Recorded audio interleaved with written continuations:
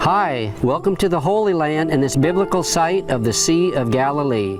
Here Christ walked on the water and calmed the sea. So we're going to take a look at some of the events that happened here where Christ walked on the water and calmed the sea.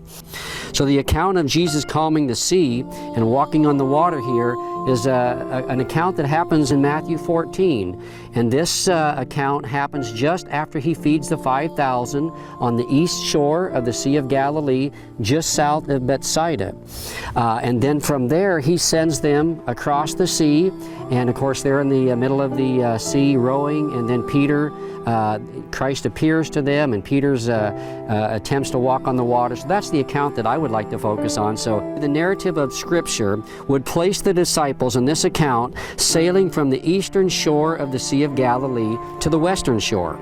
Now it's interesting, but storms coming across the Sea of Galilee during the springtime, and this is the time we believe it took place, they came across just really rapidly without notice. So anyway, apparently this happened, and so they were rowing against the wind, and that would fit the biblical narrative.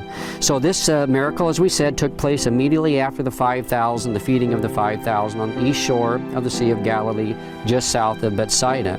So let's read this together. Matthew 14:22 says, "Immediately he made the disciples get into the boat and go before him to the other side while he dismissed the crowd." So he's on the eastern shore, sending them across. In one account in the scriptures, it says he sent them to Bethsaida. So that's why we believe that the feeding of the 5,000 took place south of Bethsaida, because he originally kind of sent them towards that area, and then they got lost in the sea with the storm, and then they were headed towards Capernaum, which is more towards the west, and then they finally wound up at Bethsaida, which is on the western shore of the Sea of Galilee. So anyway, he dismissed the crowds, Christ did, and after he dismissed the crowds, he went up on the mountain by himself to pray. And we believe the mountain is just on the other side behind me. And when evening came, he was there alone. But the boat by this time was a long way from the land. So Christ was up on the mountain praying. The boat's out in the middle of the Sea of Galilee with the disciples a long ways away from land, beaten by the waves, for the wind was against them. So that would fit, coming from the west to the east. And in the fourth watch of the night, he came to them walking on the sea. But when the disciples saw him walking on the sea, they were terrified and said, "It is a ghost." And they cried out in fear. But immediately Jesus spoke to them, saying, "Take heart, it is I, do not be afraid." And Peter answered him, "Lord, if it is you, command me to come to you on the water." He said, "Come." So Peter got out of the boat and walked on the water and came to Jesus. But when he saw the wind, he was afraid, and beginning to sink, he cried out, "Lord, save me." Jesus immediately reached out his hand and took hold of him, saying to him, "O you of little faith, why did you doubt?" And when they got into the boat, the wind ceased, and those in the boat worshipped him, saying, "Truly you are the Son of God."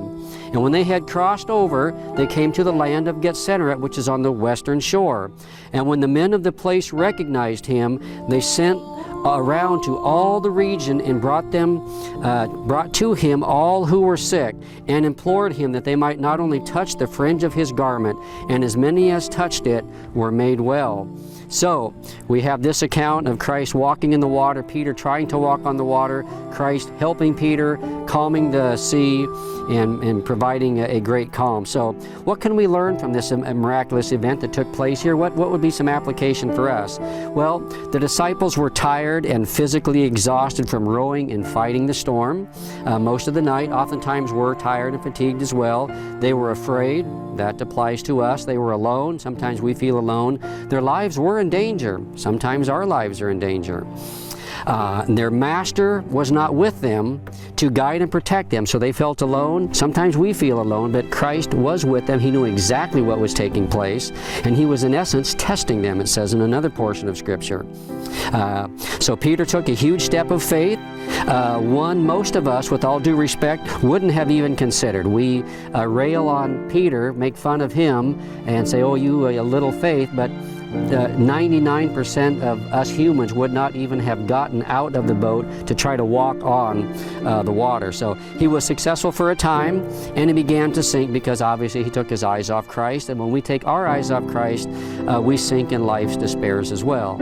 But however, Christ saved him in the same way that he saves us, even though we might have a lack of faith. And they wound up worshiping Jesus and saying, what kind of man is this that even the wind and the sea obey him? So, well, here we are on the Sea of Galilee, and this is the place where Christ, right in this area, is where Christ walked on the water, calmed the sea many times. So anyway, I hope that your faith is strengthened.